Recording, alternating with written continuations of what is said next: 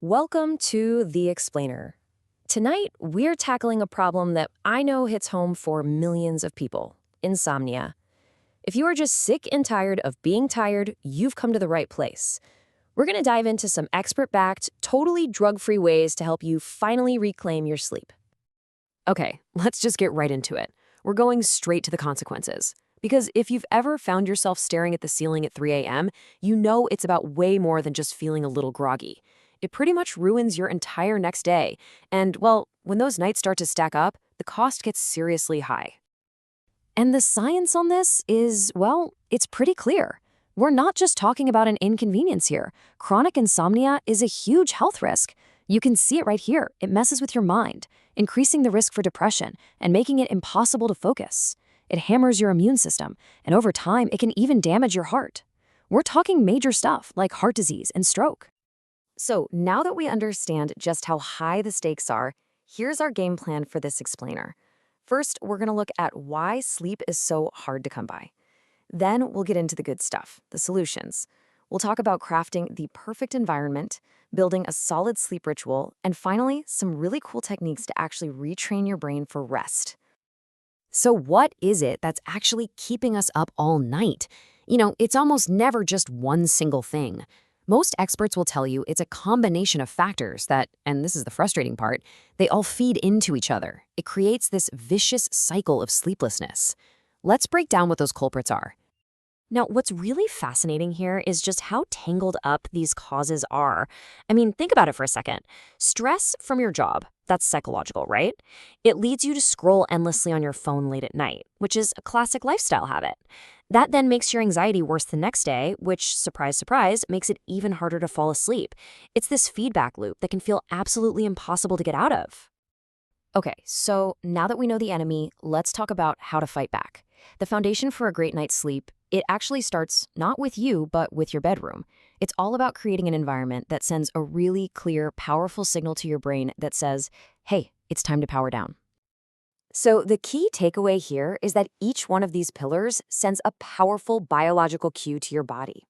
A cool room actually mimics your body's natural temperature drop when you're falling asleep. Absolute darkness, and I mean pitch black, is what your brain needs to produce melatonin, your main sleep hormone. A quiet space keeps your brain from getting jolted awake. And of course, comfort. Your bed has to be a stress-free zone. And this is a brilliant little hack for that quiet pillar. For some people, total silence is actually kind of unnerving. So instead of that, a consistent background sound, like steady rain or a flowing stream, people call this pink noise, can cover up those jarring sounds like traffic outside, and it really helps soothe your brain into a state of calm. Okay, our environment is set. So what's next? Well, now we have to focus on our pre-sleep routine. Just like you warm up before you exercise, you really need a wind down for sleep. The goal is to create a consistent, relaxing ritual that de-stresses your mind and your body, getting you ready for rest. This slide just lays it out perfectly. It's basically a tug of war going on in that last hour before bed. On one side, you've got activities that calm your nervous system down. On the other, you've got things that just fire it up. A warm bath, a book, gentle music, they all signal relaxation. But stimulants like caffeine, alcohol, or that blue light from your phone are actively telling your brain to stay awake. That last hour can literally make or break your entire night. And this quote from Dr. Ngog just nails the problem with our devices. That bright blue glow hitting your eyes sends a direct signal to your brain that says, hey, it's the middle of the day, time to be alert. This actively shuts down the release of melatonin, which is the exact hormone your body needs to feel drowsy and finally fall asleep. So here's a really powerful technique you can use to calm your system down. This simple breathing exercise basically acts like a natural tranquilizer for your nervous system. That long exhale is the key. It helps slow your heart rate and quiet all those racing thoughts.